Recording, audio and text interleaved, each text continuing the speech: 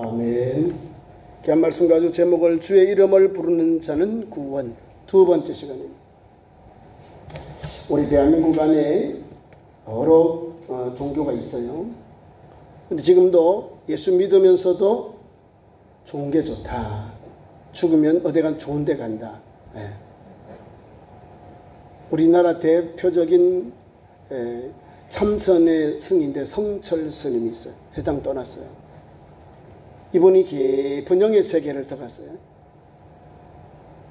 하나님의 천국에 가지 않고 깊은 영의 세계에 들어가서 보니까 마귀까지, 그러니까 하늘에 있는 천사들이 있는 세계까지 들어간 거예요. 깊은 영의 세계를. 가서 보니까 사탄, 가서 보니까 천국이 아니요. 천하인간의 구원을 얻을 다른 이름을 우리에게 주신 일이 없다는 성경의 가르침이 진리라는 걸 우리가 믿고 오늘도 달려가야 합니다. 그 선을 최고로 인정해준 우리 대한민국의 그 승이신데 그분이 세상을 떠나면서 그렇게 갔다는 거예요. 자기 자신을 나쁜 대로 인도했다는 거죠. 오늘도 우리가 많은 사람들이 기독교의 신앙 좀 배타적이다 이렇게 봅니다. 그런데요, 우리 예수님이 동족들 안에서도 배타적으로 복음을 전했어요. 왜냐하면 하나님의 말씀 율법을 주셨고요. 예수님 선포할 때는 새 계명을 너에게 주노니 서로 사랑해라. 내가 너를 사랑하니 너희도 서로 사랑해. 주님의 새 계명, 팔복을 보면 새 계명이거든요. 새 계명. 새로 우리에게 주신 명령이에요. 그러니까 유대인들의 입장에서 그 말씀 들을 때 엄청 부담이 되는 거예요. 왜? 지금 기록된 말씀들을 가지고 해도 어려운데 새 계명을 더 깊은 믿음의 길을 가야 되거든요. 우리가 팔복을 보면요, 심령이 가난한 자는 복이 있다. 천국이 저희고, 심령이 가난한 자가 복이 있는 거예요. 이거는 지금 세상 사람들과 맞지 않는 거예요. 기독교의 진리가. 심령이 가난한 자가 어떻게 천국이 저희 것입니까? 근심 걱정 없는 것, 주님 때문에 모든 것을 비우고 하나님 앞에서 믿음으로 충만한 그 사람이 심령이 가난한 자거든요. 믿음으로 충만하고 세상 것은 가난한 거예요. 그런 사람이 천국이 저희 것이다. 이 세상 사람들이 갖고 있는 그런 복, 그런 추구하는 그런 결과는 우리하고 다르다는 거예요. 우리 예수님 오늘도 우리에게 또 의를 위하여 핍박을 받는 자는 복이 있다. 아니, 의를 위해서 핍박받는 자가 복이 있다는 거예요. 나를 욕하고 너희를 핍박하고 너희를 만물을 너희에게 그런 욕을 할 때에, 너희에게 핍박해를 할 때 너희는 기뻐하고 즐거워하라. 너희의 상이 크다. 아니, 내가 예수님 때 받는 고난들, 고통들, 박해를 우리 주님은 기뻐하고 즐거워해라. 이게 기뻐하고 즐거울 일이 아니에요. 에? 우리 가장 곤두서야 되고 정신을 딱 차리고 깨어있지 아니하면 쓰러져요. 그게 박해의 현실입니다. 그런데 주님은 핍박을 받는 자들에게는 힘내라 이 말이에요. 에? 핍박을 받는 자들에게도 축복의 통로를 딱 열어놨어요. 뭐냐면 예수 믿는 우리 성도는 어제나 오늘이나 장래나 동일하신 주님의 복음을 붙잡고 예수님이 동일하시기 때문에 그 구원의 은혜가 동일한 거예요. 상세 전에도 지금도 장래에도 우리 주님은 우리에게 주신 복음은 동일하다 말입니다. 그리고 우리 대한민국 안에는 불교가 제일 많아요. 근데 지금 바뀌었습니다. 이제 2018년인가 19년 인구 선셋을 했는데 종교인 했는데 우리 서울 중심에서 쭉 내려 우리 기독교가 제일 많습니다. 대한민국의 제1종교가 기독교예요. 두 번째가 불교, 세 번째가 그다음에 천주교인. 제1종교로 되어서 제일 많은 기독교인들이, 신자들이 있어요. 뭘 해야 될까요?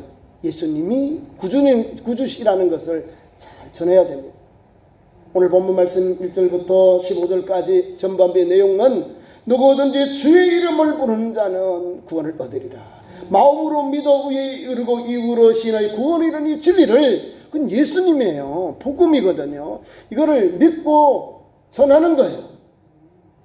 그냥 내가 믿기만 하고 입으로 전하지 않으면 다른 사람들 다 천국 가지 못하고 지옥 가는 거예요.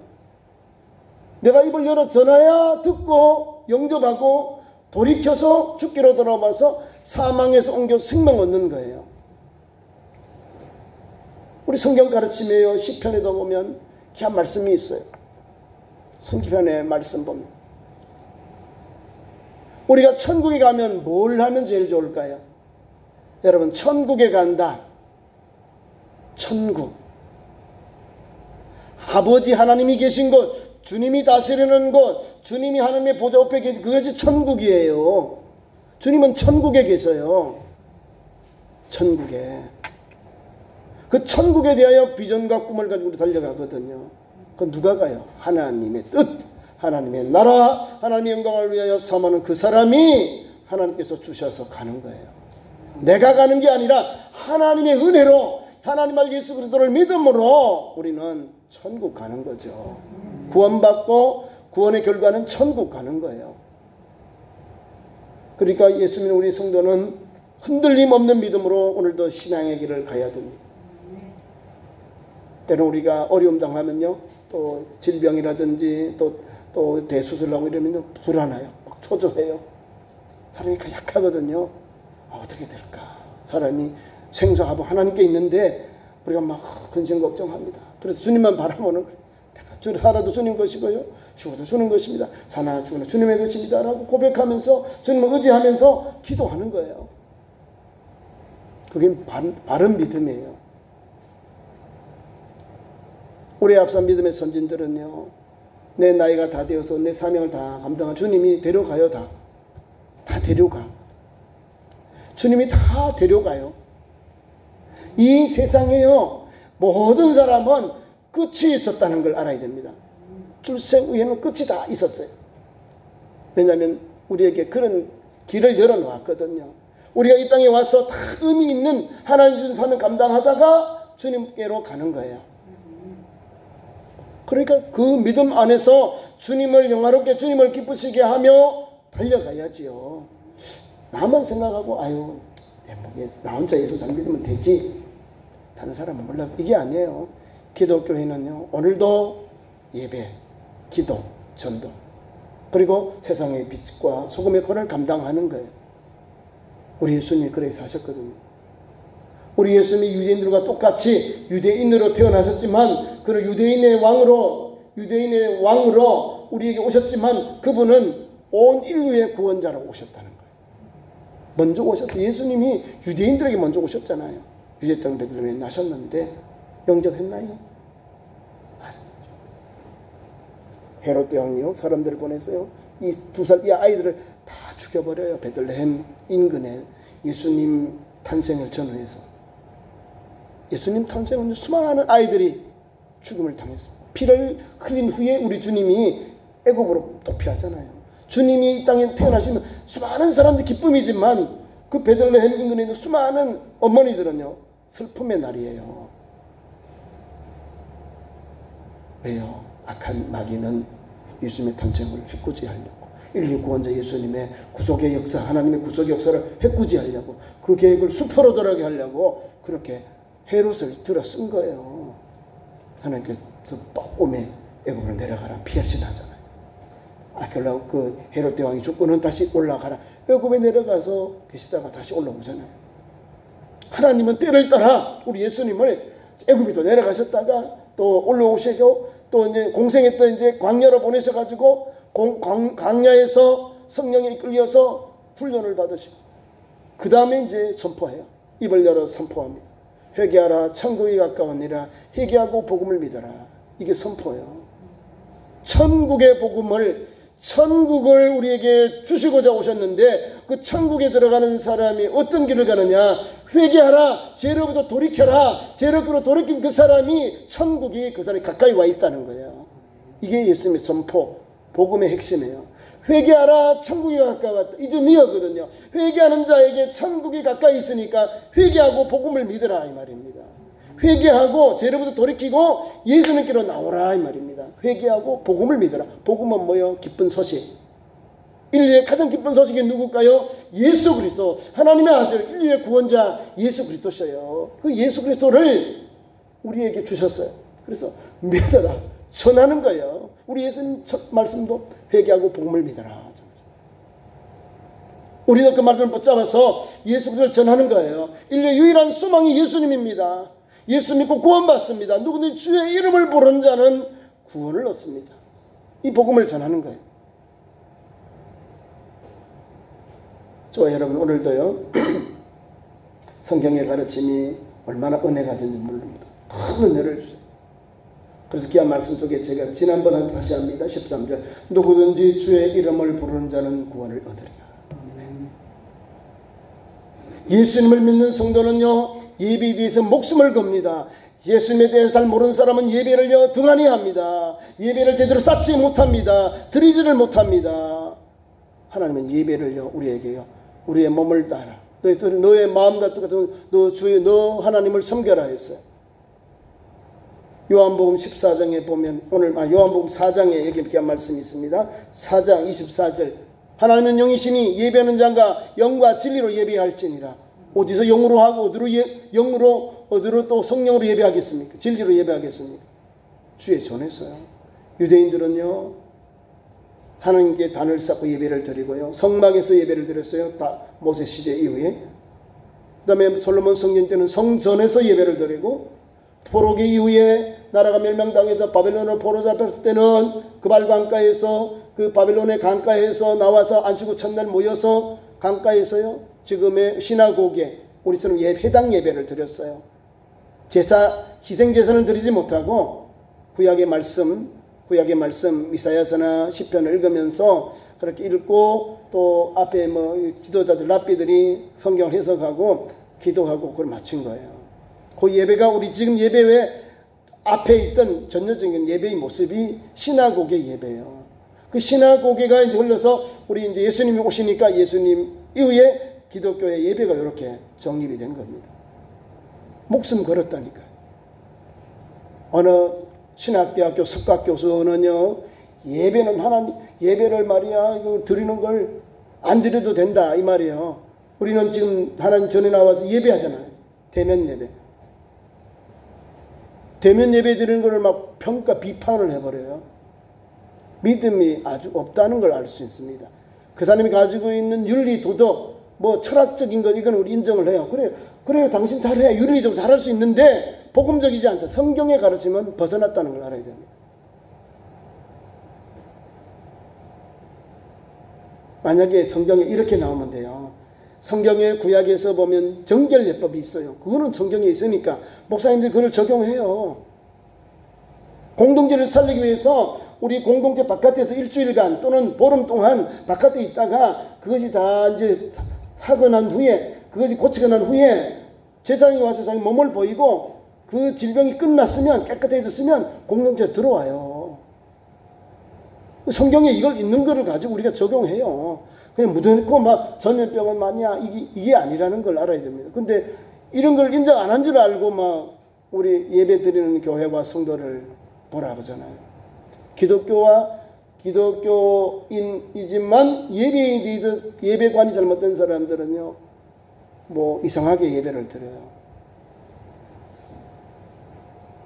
우리가 할 수 있는 것은 하나님 앞에 예배하는 것, 이게 대면 예배. 녹화 예배는 가정에서 드릴 때 몸이 불편하고 또 교회에 나와서 예배당이나 예배 없는 분들, 그분들은 들을 수 있어요. 두 가지를 해놨잖아요. 대면 예배, 집에서 드리는 가정 예배 이렇게 해놨잖아요. 녹화도 하고 기독교 TV도 있으니까 보셔요. 예배를 집에서 그걸 보시라고.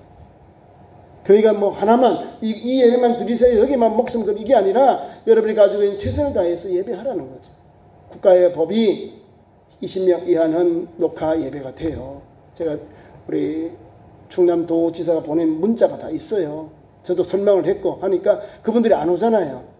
모르고 녹화를 안 하고 하니까 사진 찍고 가서 고발해버리는 거죠.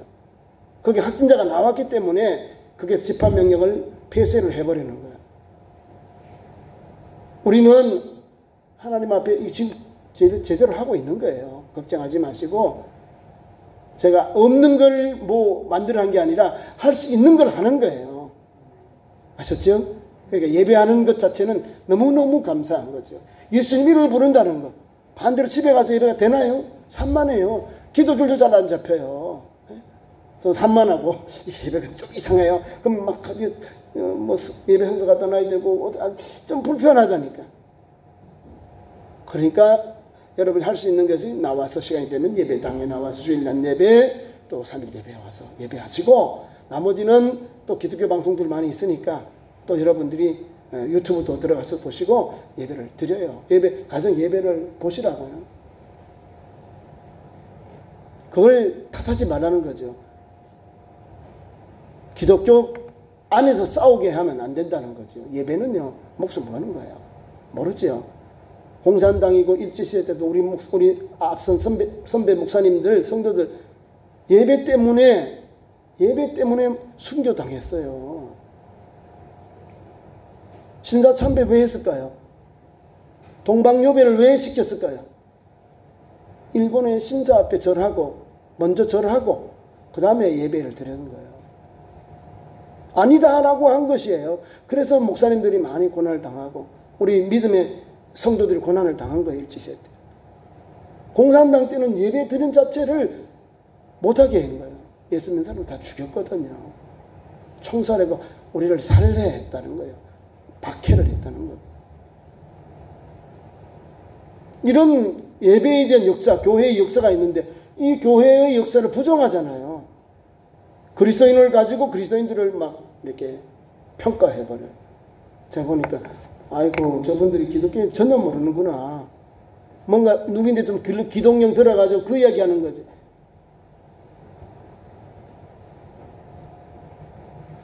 예배론이 잘못되면요 엉망이 되어버려요. 1계명, 2계명, 3계명, 4계명이 10계명 하나님 경외에 대한 계명이에요. 10가지 계명 중에 4계명이 하나님을 섬기는 그 자세, 그 뜨거운 열정이 거기에 다 담겨 있어요. 근데 이거를 허위적으로 버린다니까요.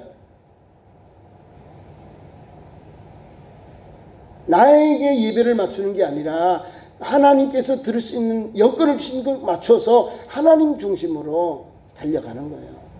물론 우리가 또 기도하고 찬송하고 이런 것을 할 때는 따로 기도할 수 있어요. 기도회로 모일 수 있고 찬양대회도 모일 수 있지만 예배는 아니에요. 예배는 우리 공예배잖아요. 옛날 어른들은 대예배, 주일날 예배를 대예배라고 그래요. 그만큼 우리가 크게 보고 정성을 다해서 하나님께 예배를 드려요. 오늘도 말씀 보면 16절부터 21절까지는 이렇게 귀한 복음이 주셨었어요. 복음을 주셨어요. 아름답도다. 좋은 소식을 전하는 자들의 발의함과 같으니라. 좋은 소식, 복음을 주셨는데 먼저 누구에게 주셨을까요? 유대인들에게. 16절에 그들이 다 복음을 순종하지 아니하였도다. 그들이 유대인들이요. 복음을 순종하지 아니한 거예요. 성경 말씀 앞에도 나오고 12절 유대인이나 헬라인이나 차별이 없음이라 한 분이신 주께서 모든 사람의 주가 되사 그를 부르는 모든 사람에게 부여하시도다. 그러므로 누구든지 주의 이름을 부르는 자는 구원을 받으리라. 유다인이나 헬라인이나 예수님을 구주로 믿는 사람, 그 이름을 부르는 사람에게 구원의 길을 열어주셨어요. 예수님을 믿어야 구원받는 거예요. 이게. 근데 보세요. 16절에 순종하지 않았다. 복음을, 예수님을 구주로 메시아로 영접하지 아니했다는 거예요. 그러니까 복음의 은혜, 이 복음을 들어야 구원받는데 이 구원의 길이 우리 이방인에게 열려지는 그 말씀을 여기 하고 있는 거예요. 그래 사도 바울이 마음이 찢어질 것 같은 거예요. 내 동족들, 내 동포들이 복음을 듣지 않고 복음을 영접하지 아니하니까 동족을 위해서 아마 뜨겁게 기도해요. 내 이름이 생명이 지어질지라도 내 동족을 불쌍히 주옵소서. 구원해 달라고 기도. 모세도 그렇게 기도했어요. 하나님 앞에. 범죄하는 이스라엘 백성들을 하나님 앞에 범죄하잖아요. 자충우돌 해가지고 하나님 항상 매가 따르는데 너무 마음이 아프니까 하나님 이 백성을 용서해 주세요. 내가 죽을 줄 이 백성들 용서해 주세요. 그잖아요. 오늘 보면은 민족을 사랑하는 유대인으로서 유대인들을 불쌍히 해달라고 하나님 앞에 귀한 말씀 속에 사도 바울의 뜨거운 동족애가 담겨 있어요. 복음으로 동족을 사랑하는 마음이 담겨 있어요. 근데 안 영접하지 않거든요. 순종하잖아요. 나중에 배반하고요. 박해해버려요. 귀한 말씀 봅시다. 16절에 복음을 순종하지 아니하였다.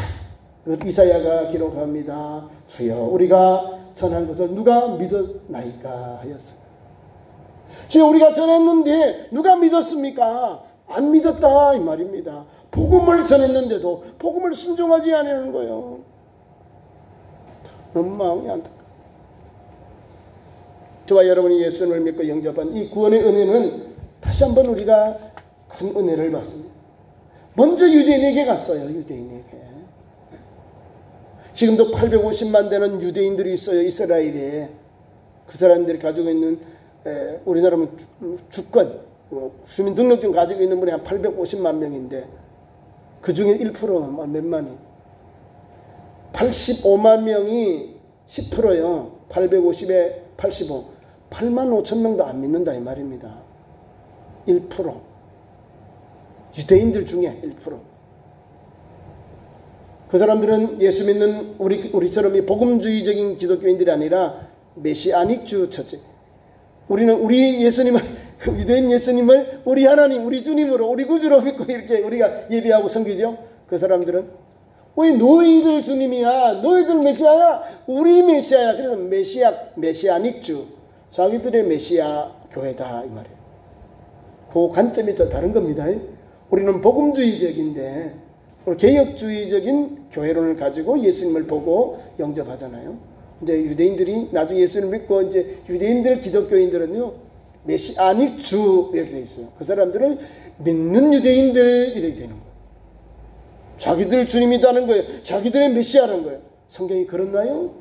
우리 주님이 유대인에나 헬라인에게나 유대인에게나 이방인에게나 하나님은 차별이 없는 거예요. 그 주님이 우리 주님이시고 우리의 구원자시에요.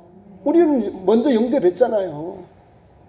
그러니까 이 감격된 신앙을 가지고 믿음의 길을 달려가야지요. 주님 오실 까지 우리 대한민국의 복음화, 또 북한까지 복음화, 세계의 복음화를 위해서 기도하고 전도하고 기도하고 선교하고 품고 또 성경의 발을 가서 또 선신하고 봉사하고 그 사명 감당하는 거예요.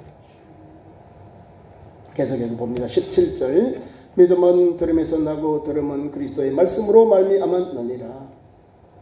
복음을 들어야 믿음이 생길 거 아니에요.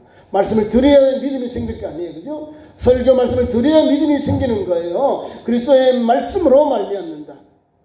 설교를 많이 듣는 분들이요 믿음이 자라요. 왜? 말씀이 들어가니까요. 말씀을 듣지 않고 세상 말을 많이 듣는 사람은 만난 사람은 세상 말밖에 안 한다니까. 그러니까 그 사람의 영적 상태가 보여요. 하나님 말씀, 복음 전하는 말, 은혜의 말씀, 성경 말씀을 하지 않고 자꾸 세상적인 말밖에 안 해요. 세상으로 충만하구나. 믿음의 길을 가야 되는 사람, 믿음으로 바라보고 달려가는 거예요. 우리 주위에 코로나 때문에 여러 가지 방송이 많이 나오죠. 그런 교회들은 확진자로서 거짓말을 했기 때문에 그래요. 거짓말하지 마세요. 우린 다 적어놔요. 적어놔.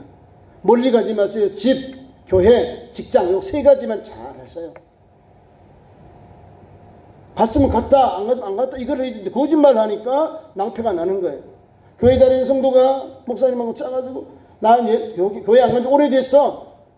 진짜 오래됐으니까 전화했는데도 안 받잖아요. 나중에 보니까 다 나와. 핸드폰이 이게 어떡한 핸드폰 거리 나오잖아요. 중계. 그래서 대전에 있는 교회가 낭패를 당한 거예요. 우리는 괜찮습니다. 우리는 대한민국 법 안에서 신앙이나 영신하여 우리 할 수 있는 거예요. 또 6일까지 연장했습니다. 또 와요. 우리 도지사가 오셨고 또 문자도 와요. 그런데 우리 시장님이나 도지사님은 우리 지역이 잘못된 게 아니라 서울에서 워낙 크게 막 전염병이 내려오니까 차단하려고 될 수 있으면 가서 검사하라고 합니다. 비대면도 해요. 지금 비대면도 많이 합니다. 또 우리 교회에서 우리도 녹화를 해서 또 올려야 돼요. 그렇지 않으면 예배를 못 드리니까.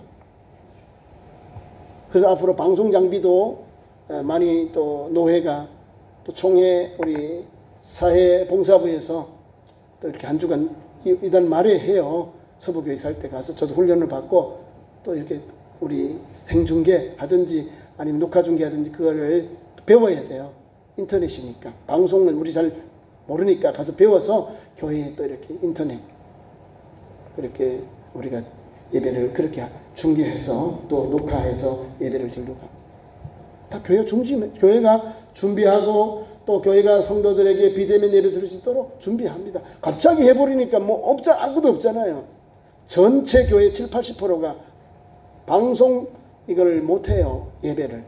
그러니까 라이브로 현장 오늘 이 시간 예배 바로 중계해서 예배를 못 드려요. 그러니까 각 교단마다 또 이걸 준비해가지고 조금씩 이제 현장 예배를 열어가려고 합니다.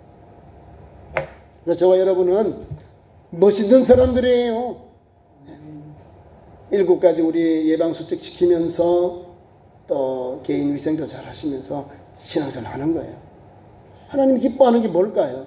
그러면 집에 앉아있고 아무것도 안 하고 대충 그 믿음이 또 흐트러져요. 한 번 빠진 사람 2번 빠져서 아유 안 가도 되지. 자꾸 이제 예배에 대해서 신앙에 대해서 기도에 대해서 등한히 하면요. 사람이 다 우리 영이 죽어요. 영이 죽는다고요. 이럴 때일수록 더 믿음의 줄을 꼭 붙잡아야 되는 겁니다. 그 다음 계속 말씀 봅니다. 그 밑에 계속해요. 그 말씀은요 똑같은 내용이에요.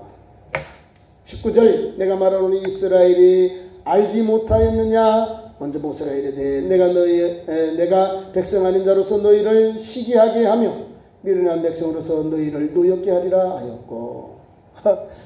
보세요. 다 이방인들에 대해서 이렇게 나와요. 이방인들을 아주 잘 말하죠. 이스라엘이 알지 못하였느냐. 모세는 말합니다. 내가 백성 아닌 자로서 너희를 시기게 하겠다. 택한 백성 아닌 사람으로 너희를 시기게 하겠다. 시기. 하나님 더 잘생긴다 이 말이에요. 이방인들이요. 모세 시대 때의 여호수아 갈렙이죠. 갈렙은요 이방인입니다. 그리스 사람이에요. 온니엘도 이방인이에요. 유다 지파인데 믿음은 넘버원이에요. 갈렙, 여호수아와 갈렙 두 사람만 들어가잖아요. 안 한다. 출애굽에서 들어가고 첫 번째 그 다음에 사사가 누굽니까? 여호수아의 뒤를 이어서 이스라엘 점령지 땅에 간 사사는 온니엘이에요. 온니엘. 바로 갈렙의 동생의 아들 그 사람이 온니엘이요. 다 그 유다 지파의 지도자들이에요. 아니 뭐 12지파 중에 이방인들이 기화해서 유다 지파로 들어가서 거기에서 족장이 된 사람이 갈렙이에요. 갈렙의 조카가 온니엘이에요. 온니엘. 동생의 아우. 동생이 아우죠. 동생의 그 아들이에요. 조카예요. 이렇게. 그 가족 같은 가문. 온니엘도 또 갈렙의 같은 이런 형제 가족들이에요. 초대 유다 지파의 지도자들이거든요. 훌륭한 사람들이잖아요. 이게 보통 아니에요. 성경의 가르침 속에 이방 여인들이 가지고 있는 열정 보세요. 성경에 들어오지도 못하고 이 축복의 총에 들어올 수 없는 그런 여인들이요. 당당하게 들어오잖아요. 룻, 보아스와 함께 하나님의 은혜를 받아서 오벳을 낳고 이세를 낳고 다윗을 낳고 또 우리 나중에 예수께서 탄생하시잖아요. 이방 여인이에요. 유다의 아들 말고 유다의 며느리가 다말인데 이방 여인이에요. 거기서 하나님 역사하셔서 이와 같이 이방인 여인 할머니를 통해서 예수 그리스도의 조상 구원받은 구속의 역사 속에 하나님께서 이방 여인들이 다 관계되어 있어요. 그리고 하나님의 놀라운 구원의 은혜가 임하죠. 그리고 성경을 보면 돼요. 아, 성경은 하나님께서 유다인이나 헬라인이나 믿는 사람에게는 이런 놀라운 축복의 통로가, 구원의 통로가, 선택받은 백성으로서의 길을 열어가는 축복이 열리는구나, 이런 걸 받는 거예요. 그러니까 하나님의 구원은요, 놀라운 거예요. 우리가 상상도 못하는 거예요. 우리 자손들이 어렵지만은 믿고 난 후에 우리 아들, 손자, 증손자가 가면요, 놀라운 주의 축복의 통로가 거기에 열려 있는 거예요. 왜? 조상들부터 주신 하나님 은총이 흘러 넘치거든요. 내려와요. 쌓여 넘치는 거예요. 그러니까 유대인들은요, 그 축복 때문에 살아난 거예요. 믿음의 조상들의 그 축복 때문에 산 거예요. 오늘 우리도 마찬가지. 오늘 우리 사랑하는 장로님과 우리 권사님들이 여러분들이 기도하고 믿음으로 하나님의 이 땅에서 믿음의 길을, 믿음의 열매들을, 믿음의 그런 과실을 걷기 위해서 이 땅을 수고해 놓으면 자손들이 그 열매를 따먹는 거예요. 우리 아버지와 어머니의 신앙을 통해서 우리 자녀들이 우리 아버지 보고 또 그 길을 가는 거예요. 좋은 열매가 나올 수밖에 없지요. 아버지로부터 어머니로부터 믿음과 기도와 선교와 섬김과 헌신을 배웠으니 더 열정적으로 아버지보다 더 풍성한 믿음의 역사가 나오는 거예요. 믿어야 되는 거예요. 믿어야 놀라운 은혜가 임합니다. 20절 이건 이사야가 이렇게 또 우리에게 말씀 주고 있습니다. 내가 나를 찾지 아니한 자들에게 찾음받고 내가 묻지 아니한 자들에게서 나타났노라. 다 이방인들에게 대한 내용. 하나님께 나 찾지 아니한 자들에게도 그들이 나타났고 찾음받고 내가 묻지 아니한 자들에게 나타났다. 이방인들에 대한 내용. 오늘 21절 마지막 결론인데요. 이스라엘에 대하여 이르되 순종하지 아니하고 거슬려 말하는 백성에게 내가 종일 내 손을 벌렸노라 하였나니. 이스라엘 백성들의 기회를 주셨다는 거예요. 손을 내밀어 하나님께서 품어주시고 기회를 주셨는데 그들이 거절했다는 이 말입니다. 우리는 주님의 구원의 은혜를 우리에게 주셨잖아요. 우리 대한민국이요, 짧은 기독교 역사 속에 이렇게 괄목할 만한 선교의 열매가 처음이에요. 우리나라 전체 인구를 보세요. 1200만 정도 돼요, 기독교인들이. 그런데 대한민국 안에 세계 최고의 교회가 있어요. 감리교 최고의 여기 교회가 여기 있어요. 장로교 최고 교회가 대한민국에 다 있습니다. 서울에 가면 교회 막 어마어마합니다. 아니 그렇게 어떻게 아니 10,000명도 아니 1,000명도 근데 10,000명, 100,000명, 뭐 54만 명. 이영훈 목사님이 계신 순복음교회는 54만 명. 교회 거의 다 있어. 서울에 막 다 있습니다. 지 교회들이 어마어마합니다. 세계 최고 교회야. 그 교회도 보니까 예배를요 하나님 앞에 드리는데 그 교회는 옛날부터 위성 예배를 드리니까 잘 되어 있어요. 교회 가면 위성 예배, 위성 스크린 가지고 본부 이제 이영훈 목사님 설교하는 거 수요일에는 그렇게 아니면 기도회 금요일 기도회 그거로 위성으로 예배를 드려. 장로교인 교회론이 좀 차이가 있어 그래요. 거기는 그렇게 해요. 방송 장비가 잘 돼 있으니까 예배를 그렇게 드려요.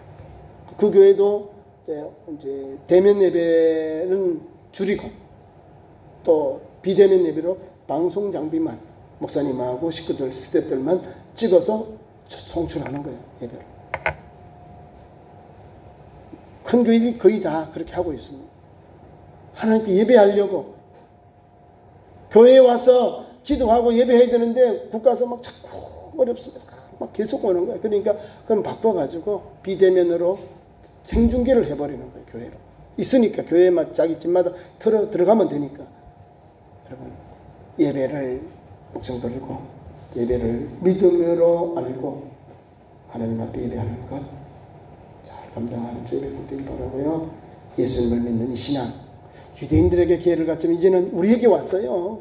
우리 믿게 된 우리 그리스도인들 이방인들이요 더 열심히 더 주님을 섬기고 따르고 축복의 은혜의 통로가 임하는 복된 성도들 또 하나님의 구원의 은혜가 가정의 충만에 임하는 복된 성도의 삶 되기를 축원합니다. 기도하겠습니다. 하나님 우리 아버지의